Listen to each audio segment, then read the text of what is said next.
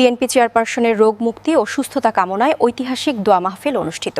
রমজান আলীর তথ্য ও ভিডিও চিত্রে বিস্তারিত জানাচ্ছে নাইমা।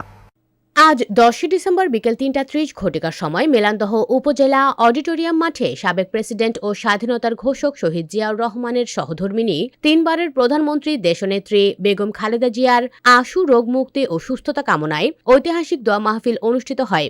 মেলান্দহ উপজেলা বিএনপি, পৌর বিএনপি ও হাজরাবাড়ি পৌর বিএনপির সমন্বয়ে বিশাল জনতার উপস্থিতির মধ্য দিয়ে আলোচনা সভা ও বিশেষ দোয়া মাহফিল অনুষ্ঠিত হয়েছে। উক্ত দোয়া মাহফিল ও আলোচনা সভায় প্রধান অতিথির বক্তব্য রাখেন কেন্দ্রীয় বিএনপির জলবায়ু বিষয়ক সহ সম্পাদক ও উপজেলা বিএনপির সভাপতি জননেতা মোস্তাফিজুর রহমান বাবুল।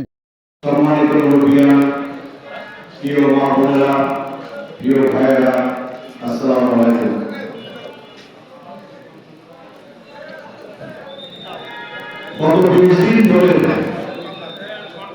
আমাদের দলের চেয়ারপারসন পৌর বিএনপির সভাপতি অ্যাডভোকেট মনোয়ার হোসেন হাওলাদারের সভাপতিত্বে ও উপজেলা বিএনপির সাধারণ সম্পাদক মঞ্জুরুল কবির মঞ্জুর সঞ্চালনায় আরও বক্তব্য রাখেন উপজেলা বিএনপির সহসভাপতি আলহাজ এম রফিকুল ইসলাম রহিম সহ অন্যান্য নেতৃবৃন্দ।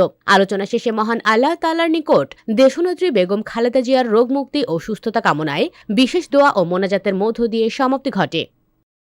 আমাদের সাথে যুক্ত থাকার জন্য ধন্যবাদ।